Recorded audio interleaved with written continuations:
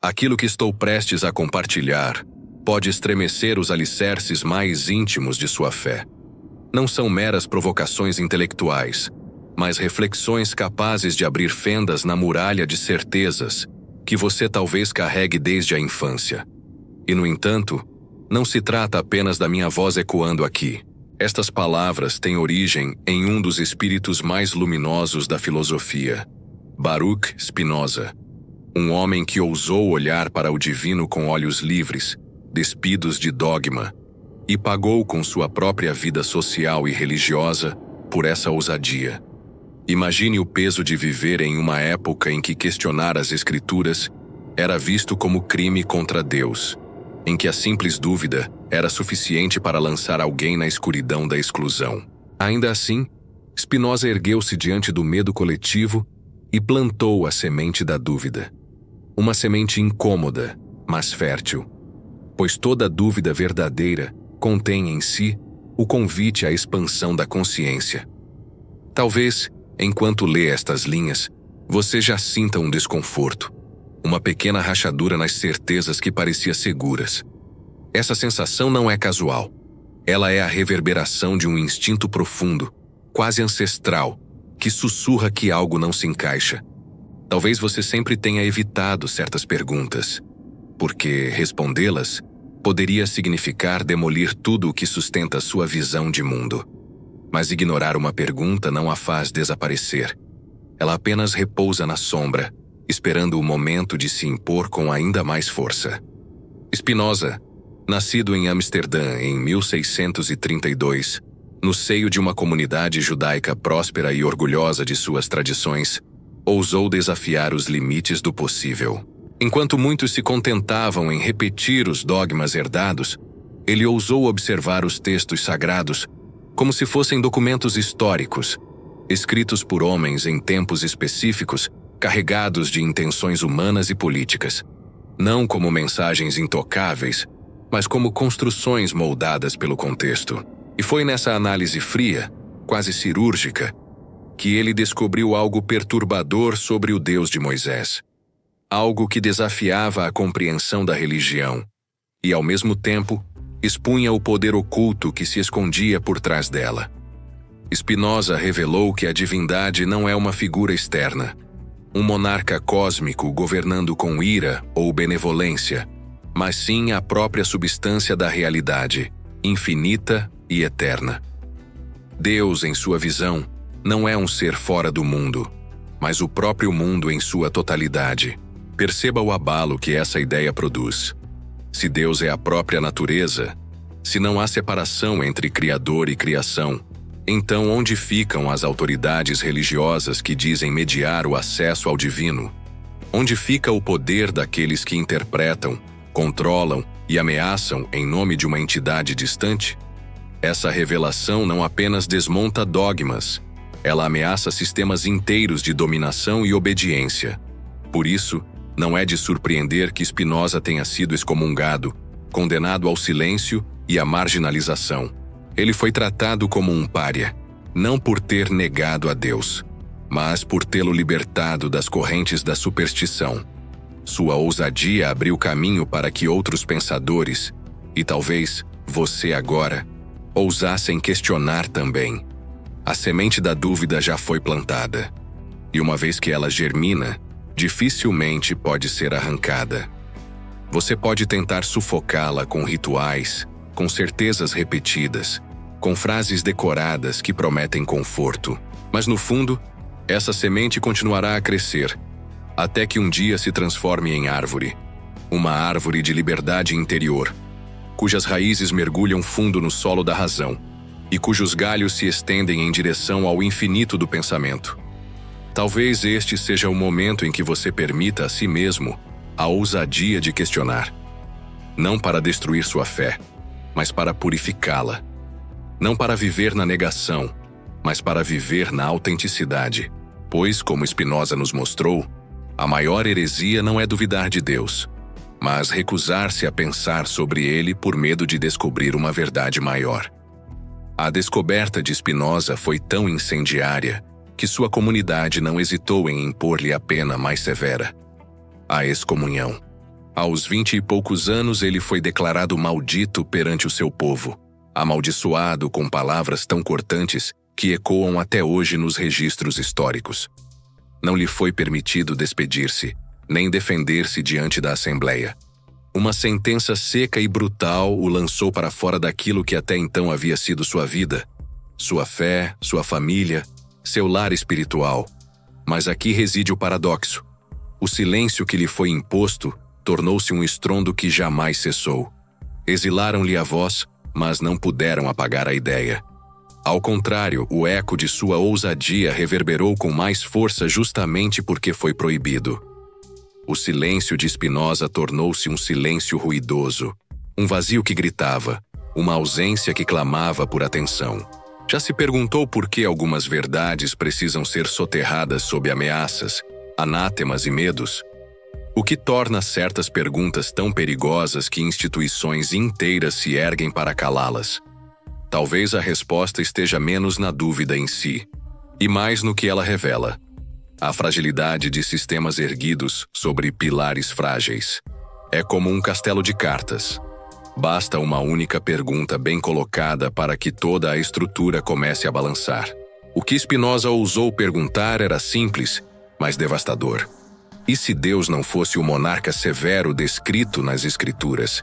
E se ele não fosse uma figura externa, manipulando o destino humano de fora, mas sim a própria essência da existência? Essa pergunta era como uma lâmina atravessando séculos de certezas. E, para aqueles que detinham o poder religioso, era uma ameaça intolerável. Pois quem controla a imagem de Deus controla também a alma dos homens.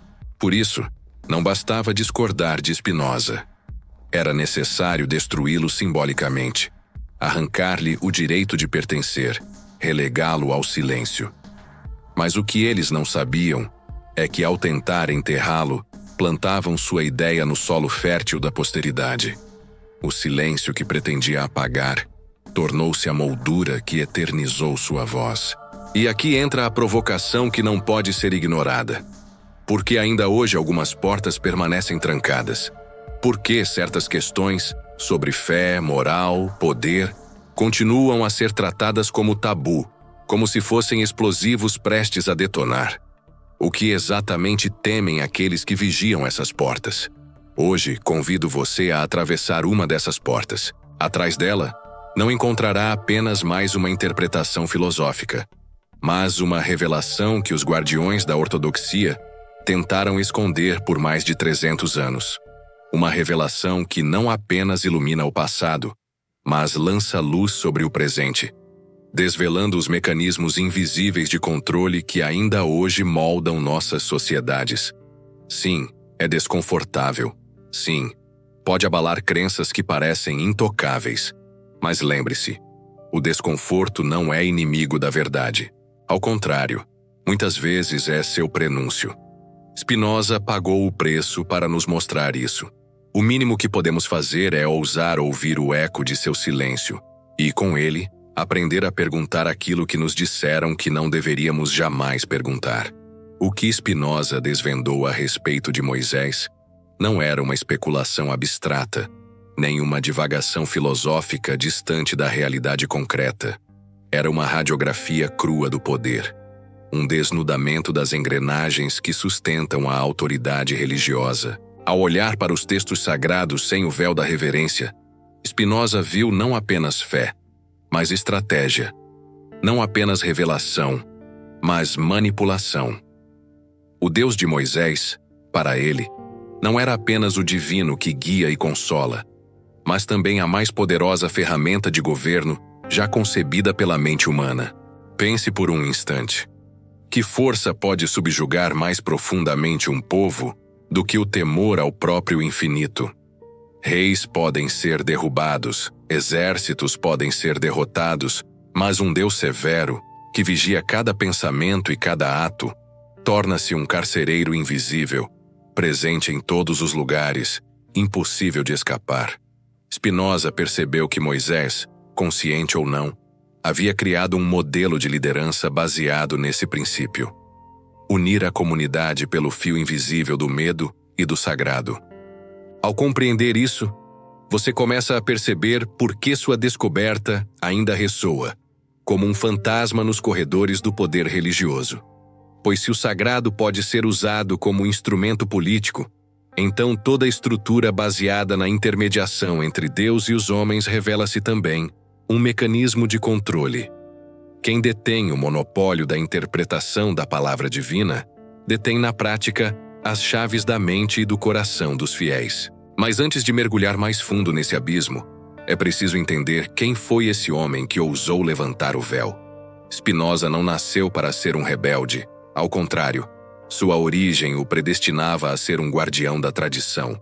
Filho de uma próspera comunidade judaica em Amsterdã, sua vida estava entrelaçada às práticas religiosas e ao peso da história. Seu caminho parecia traçado. Repetir as mesmas preces, guardar as mesmas leis, sustentar as mesmas verdades inquestionáveis que haviam mantido seu povo unido em meio à hostilidade do mundo externo. Contudo, a própria experiência de viver em um ambiente cercado pela intolerância foi, paradoxalmente, o que o armou com o desejo de compreender como confiar em autoridades que exigem obediência absoluta em nome de um Deus que supostamente se revela apenas a alguns. Como aceitar a imposição de uma verdade eterna quando ela se mostra tão frágil diante do escrutínio racional? Spinoza não se contentou com respostas prontas. Enquanto seus contemporâneos buscavam segurança no dogma, ele buscava clareza na razão. E ao aplicar esse olhar rigoroso às Escrituras, percebeu algo que a maioria preferia ignorar: que Moisés não apenas transmitia mandamentos divinos, mas também erguia uma estrutura de poder. Que os rituais, as normas, os interditos, eram menos sobre a vontade celestial e mais sobre a organização social.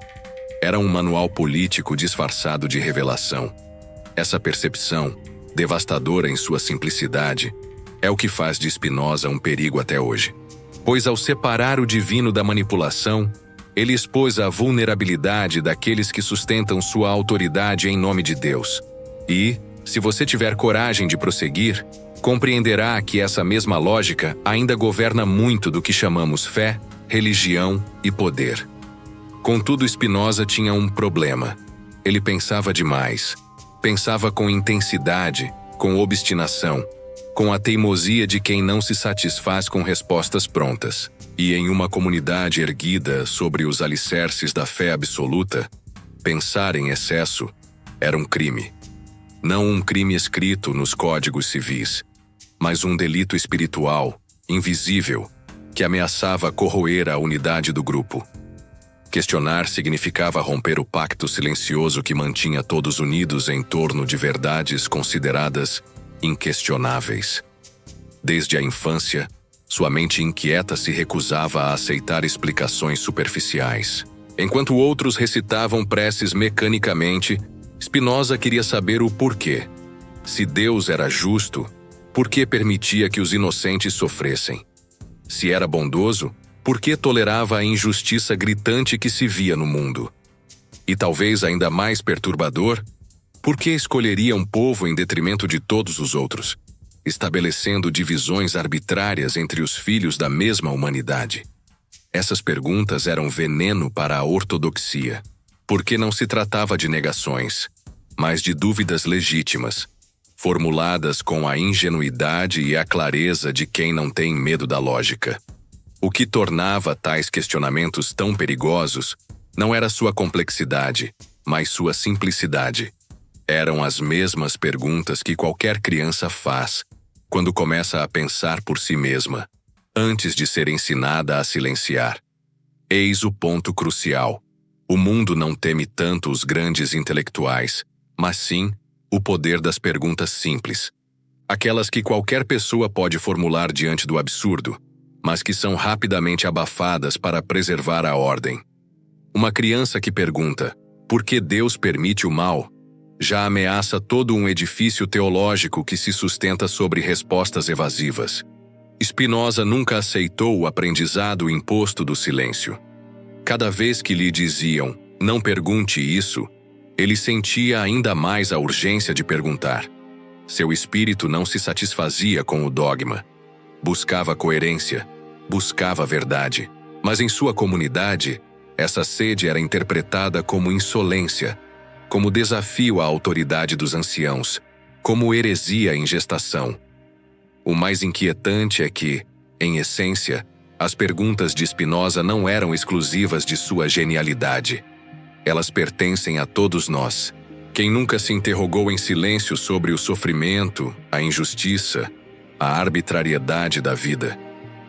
Quem nunca sentiu que as respostas dadas é o plano de Deus, não cabe a nós entender, eram insuficientes, quase insultuosas diante da dor? Spinoza apenas se recusou a calar esse incômodo. Transformou a inquietação em método, a dúvida em caminho, a coragem em destino. E foi isso que o condenou.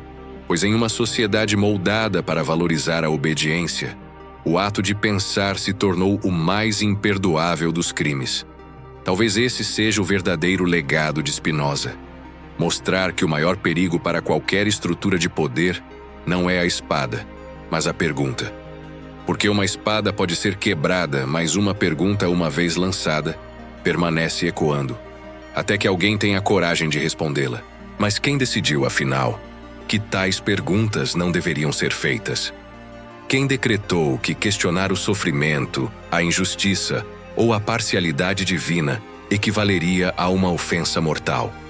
E, sobretudo, porque os líderes religiosos se apressavam em silenciar essas indagações com respostas prontas, frases de efeito que mais escondiam do que esclareciam. Os desígnios de Deus são misteriosos, diziam, ou ainda, a fé é suficiente. Mas será que é? Para Spinoza, nunca foi. A fé para ele podia confortar, mas não podia substituir a compreensão. Podia acalmar momentaneamente a angústia, mas não respondia ao chamado profundo da razão. Havia dentro dele uma fome insaciável de sentido, um desejo de ver coerência, onde só lhe oferecia um mistério. E por isso as respostas decoradas soavam como cortinas de fumaça. Se Deus é amor, por que tantas vezes se apresenta como severidade? Se é justiça, por que parece tolerar tanto desequilíbrio? Se é universal, por que se dirige apenas a alguns? Essas perguntas não eram irreverência gratuita. Eram o reflexo de uma busca sincera por respostas genuínas. Spinoza não queria destruir a fé, queria compreendê-la. Mas essa busca o conduziu a uma encruzilhada. Quanto mais investigava, mais percebia que a fé cega servia menos para revelar a verdade e mais para preservar a autoridade daqueles que se diziam seus guardiões. Foi nesse contexto que ocorreu sua primeira grande percepção. Não surgiu como um clarão repentino, mas como uma luz que vai crescendo lentamente em uma sala escura. Ele começou a notar algo que parecia estar diante de todos, mas que ninguém ousava enxergar. Uma inconsistência flagrante nos próprios textos sagrados. As Escrituras, que deveriam refletir uma voz única e divina, revelavam contradições, sobreposições, lacunas. Deus ora se apresentava como misericordioso, ora como implacável. As leis que eram ditas eternas mudavam conforme as circunstâncias políticas e sociais. O que era permitido em um livro era condenado em outro. Como poderia a palavra de um ser perfeito oscilar como os decretos de reis humanos? A descoberta não era apenas teológica, era humana. Revelava que os textos não eram a transcrição pura de uma voz divina, mas o resultado de mãos e mentes humanas, moldados por interesses, tensões e contextos. Uma percepção simples, mas devastadora, pois arrancava o verniz da intocabilidade e expunha os alicerces de poder que sustentavam a religião institucional. Para Spinoza, essa constatação não foi motivo de desespero, mas de libertação. Se Deus não se revelava como um legislador caprichoso nos textos, talvez se revelasse em outro lugar, na própria ordem da natureza, na harmonia das coisas, na racionalidade que atravessa o universo. E assim, ao perceber a inconsistência, Spinoza abriu a porta para uma nova forma de espiritualidade. Uma que não teme a razão, mas a abraça como caminho legítimo para a verdade. Você se lembra da narrativa grandiosa de Moisés, o libertador do povo hebreu, aquele que, segundo a tradição, enfrentou o faraó, abriu o mar com um gesto e conduziu multidões rumo à terra prometida. O homem que subiu sozinho ao Monte Sinai e desceu carregando as tábuas da lei, iluminado pela presença do Altíssimo. Essa é a versão que ecoa nos púlpitos, nas sinagogas e nas igrejas há milênios. Mas Spinoza ousou olhar para essa mesma história com olhos diferentes. Olhos que buscavam coerência e lógica, onde todos viam apenas milagre e mistério. E o que ele encontrou o perturbou profundamente. Ali, nas linhas e entrelinhas do texto sagrado, estava escondida a chave para compreender não apenas um episódio bíblico, mas um dos maiores esquemas de controle mental da história humana. Para perceber isso, era necessário desfazer-se da imagem romantizada de Moisés como mero profeta e enxergá-lo pelo que de fato foi: um líder político em circunstâncias extremas. Imagine o cenário: cerca de 600 mil pessoas atravessando o deserto, exaustas, famintas, carregando séculos de escravidão em suas costas. Homens, mulheres, crianças, todos unidos apenas pela promessa de liberdade, mas sem terra, sem alimento constante, sem rumo claro. Qualquer líder que se visse diante de uma massa desse tamanho teria de enfrentar uma questão imediata: como manter a ordem? Como evitar que o desespero se transformasse em caos, que a esperança se desfizesse em motim? Foi nesse ponto que Spinoza percebeu algo essencial. A lei que Moisés trouxe do Sinai não era apenas revelação divina, era estratégia de sobrevivência política. Era um código projetado para unificar uma multidão desorganizada em torno de uma autoridade comum. Ao apresentar as normas como mandamentos diretos de Deus, Moisés elevava sua própria liderança a um patamar inquestionável. Não era mais ele quem ordenava, mas o próprio Criador. Questioná-lo seria questionar o próprio Deus, um fardo impossível de sustentar para qualquer seguidor. Essa percepção não diminui a grandiosidade da história. Ao contrário, a torna ainda mais impressionante, pois mostra que Moisés compreendeu a força incomparável de um poder invisível. Exércitos podem ser derrotados, armas podem ser tomadas, mas a crença em uma voz divina que dita cada gesto, cada norma, cada proibição, é indestrutível. Ela se infiltra na mente, molda comportamentos, cria coesão social. Spinoza entendeu que o Êxodo não era apenas um relato de libertação espiritual, mas também um manual de organização política. O Sinai foi, ao mesmo tempo, altar e parlamento. E as tábuas da lei não eram apenas símbolos de fé, mas instrumentos de ordem. Era a fusão perfeita entre religião e política. Uma engenharia social tão poderosa que seu impacto atravessou milênios. Talvez seja desconfortável olhar para Moisés sob essa luz. Mas é justamente esse desconforto que revela a grandeza da análise de Spinoza. Pois ao retirar o véu da santidade, ele nos obriga a enxergar que muitas vezes o que tomamos por revelação é, em essência, estratégia. E que por trás do manto do profeta pode se esconder o calculismo de um estrategista. Imagine a pressão esmagadora de liderar uma multidão de centenas de milhares de pessoas famintas, cansadas e desesperançadas, que começavam a se perguntar se valera mesmo a pena abandonar o Egito. A promessa de uma terra fértil parecia distante, quase ilusória, e a poeira do deserto sufocava mais que as correntes da escravidão. Nesse cenário, qualquer líder poderia ter sucumbido ao caos, perdido a autoridade ou visto sua gente se dispersar em revoltas internas. Mas foi justamente nesse abismo de incerteza que a genialidade de Moisés se revelou. Spinoza, ao analisar a narrativa, percebeu algo perturbador. Moisés não apenas apresentou um Deus, ele concebeu um tipo específico de divindade, um Deus moldado sob medida para sustentar sua autoridade política. E essa foi talvez a mais sofisticada de suas estratégias. Pense por um momento: que tipo de Deus seria realmente eficaz para governar um povo instável, propenso à dúvida e ao motim?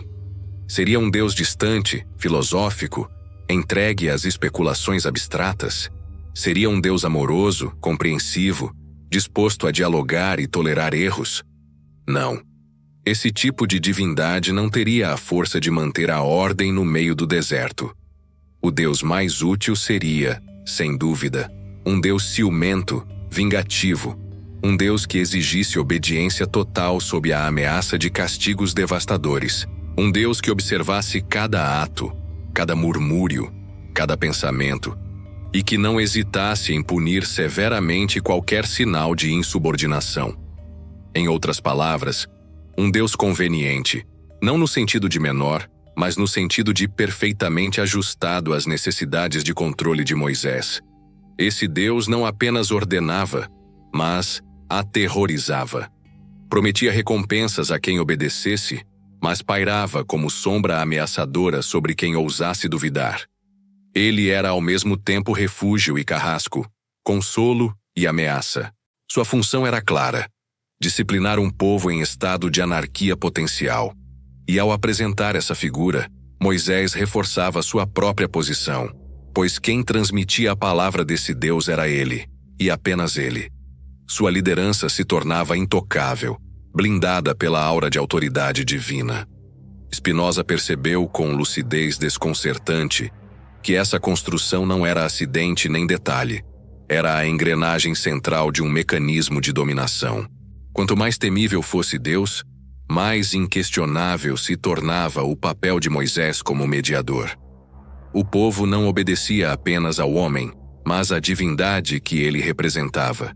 E assim, em vez de um governo baseado apenas na força física, insustentável em um deserto sem muralhas nem exércitos, instaurava-se um governo baseado no medo do invisível. É desconfortável admitir, mas a estratégia funcionou. Não há chicote mais eficaz do que a crença em um olho eterno e vigilante. Nenhum soldado pode estar presente em todas as tendas, mas um Deus onipresente pode. Nenhuma lei humana pode alcançar o segredo dos corações, mas uma divindade vingativa pode penetrar até o pensamento mais íntimo. Spinoza, ao desvelar essa verdade, não apenas reinterpreta Moisés. Ele desnuda a lógica que ainda hoje ecoa em muitos sistemas religiosos e políticos. Pois o medo do divino, moldado e instrumentalizado, continua a ser uma das ferramentas mais poderosas de controle sobre a mente humana. E foi exatamente esse o Deus que Moisés apresentou ao povo. Um Deus absoluto, ciumento, exclusivista. Um Deus que não apenas exigia a adoração, mas a impunha como condição de sobrevivência. Eu sou o Senhor, teu Deus. Não terás outros deuses diante de mim. Essas palavras, que atravessaram milênios, não eram apenas a fundação de uma fé. Eram um decreto político, uma lei invisível capaz de subjugar não só corpos, mas também consciências. Note o detalhe perturbador. Esse Deus não se limitava a punir o indivíduo que errava. Ele ameaçava visitar a iniquidade dos pais nos filhos até a 3ª e 4ª geração. Em outras palavras, o castigo transcendia a vida de quem cometia a falta. A culpa se tornava hereditária, transmitida como maldição. E o medo deixava de ser apenas pessoal. Tornava-se coletivo, uma sombra pairando sobre famílias inteiras. Que ferramenta poderia ser mais eficaz para manter um povo obediente do que o temor de condenar não apenas a si mesmo, mas também os filhos e os netos? Cada um desses mandamentos, quando analisado à luz da razão, revela-se menos como expressão pura de transcendência e mais como engenharia social. Eram códigos cuidadosamente desenhados para moldar comportamentos, impedir dissidências, manter a coesão de uma massa instável. Spinoza enxergou isso com clareza assustadora. Para ele, o Deus de Moisés não havia sido revelado em sua totalidade do alto de uma montanha. Ele fora antes construído sob medida, como uma arquitetura do poder, como um contrato social imposto pela via do sagrado. O mais inquietante é perceber como esse padrão atravessou séculos e ainda pulsa silenciosamente em nossa cultura. Basta olhar ao redor. No trabalho, quantas vezes a obediência cega é exigida em nome de uma hierarquia incontestável? Nas relações pessoais, quantas vezes a lealdade é cobrada não pelo afeto verdadeiro, mas pelo medo de perder, de ser punido, de ser excluído? Na política, quantas vezes líderes recorrem ao discurso do único caminho possível para sufocar vozes divergentes? Essas dinâmicas não são acidentais. Elas repetem, em miniatura, a lógica da fórmula original. Um sistema que mistura obediência com medo, promessa com ameaça, pertença com exclusão. Assim como Moisés unificou um povo em desespero, erguendo um Deus severo como guia, ainda hoje se erguem narrativas convenientes, não necessariamente religiosas, mas igualmente absolutas, para garantir controle sobre multidões. Spinoza, ao identificar essa construção, não apenas desvelou o passado, ele forneceu um espelho. Um espelho que, quando olhado sem medo, mostra como seguimos enredados em mecanismos semelhantes. O poder raramente se apresenta nu. Ele veste-se de autoridade moral, de discursos sagrados, de promessas de segurança. Mas, no fundo, sua engrenagem permanece a mesma.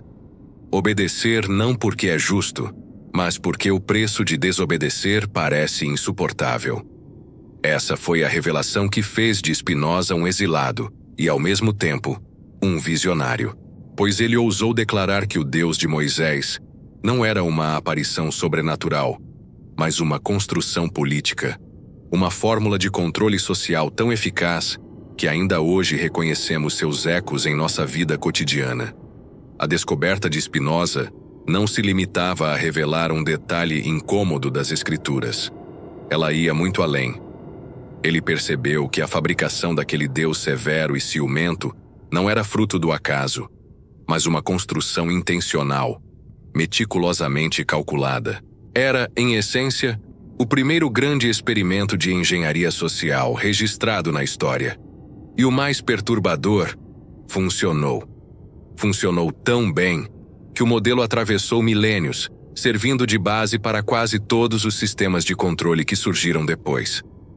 Ao analisar o funcionamento dessa máquina invisível, Spinoza identificou uma fórmula simples, mas devastadoramente eficaz. Criar uma autoridade inquestionável, algo ou alguém que se coloque acima de todas as críticas, blindado contra qualquer exame racional. Fazer essa autoridade parecer sobrenatural. Não basta ser poderoso, é preciso ser transcendente, inatingível, envolto em mistério. Estabelecer um sistema de recompensas e punições.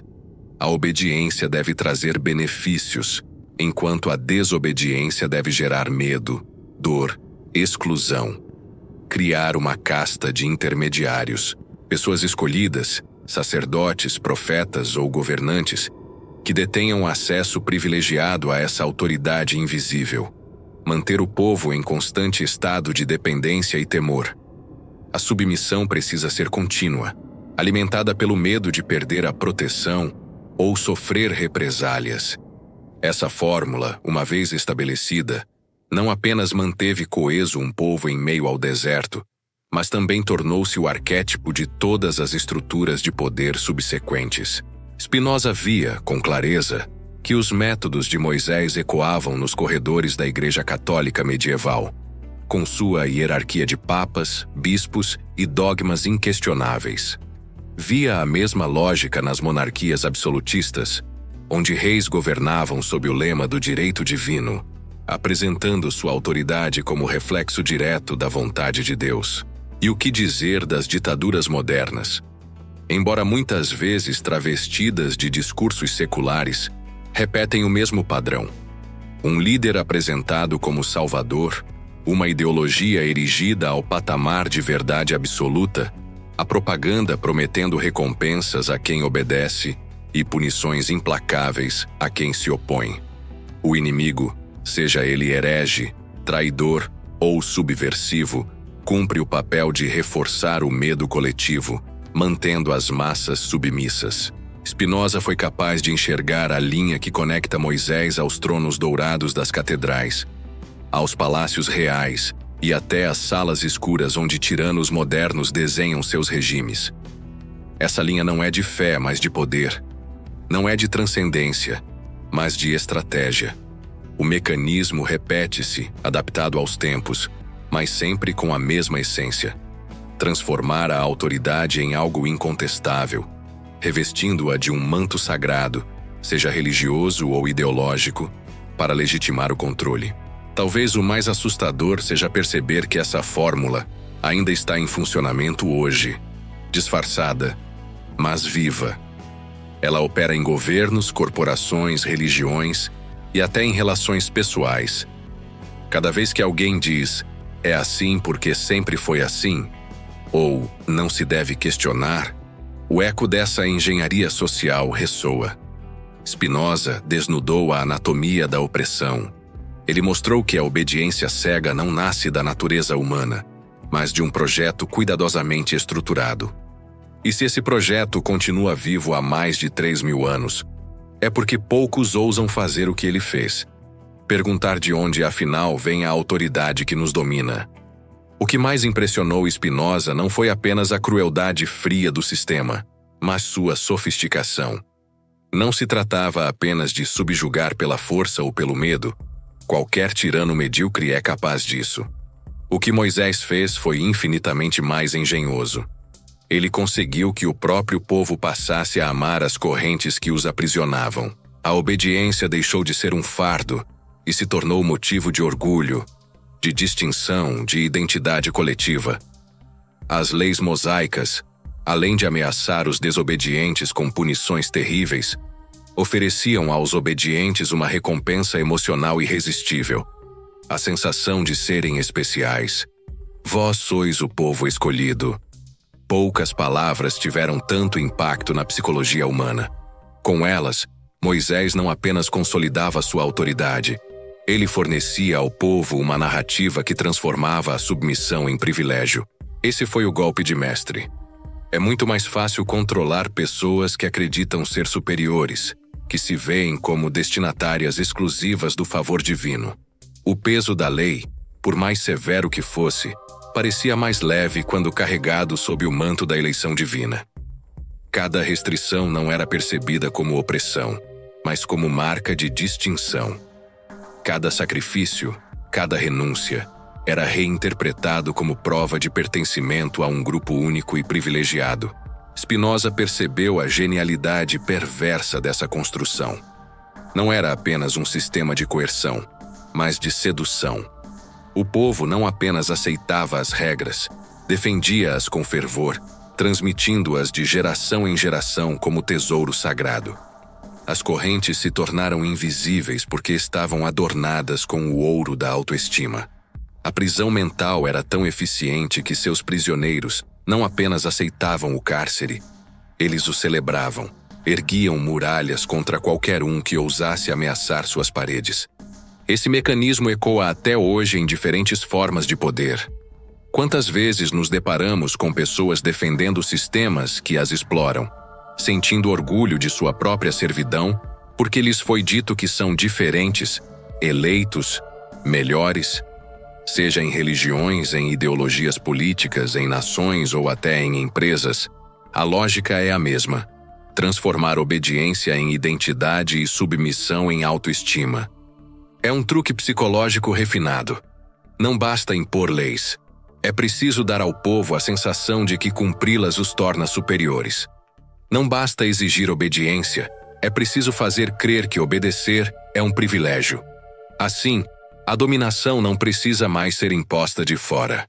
Ela é internalizada, defendida pelos próprios dominados.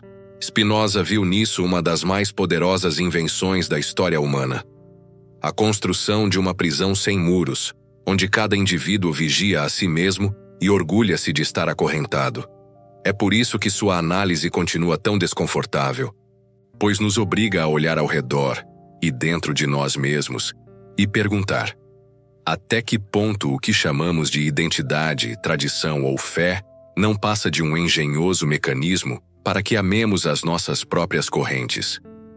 Até aqui, acompanhamos uma jornada que não é apenas sobre história antiga, mas sobre a própria anatomia do poder.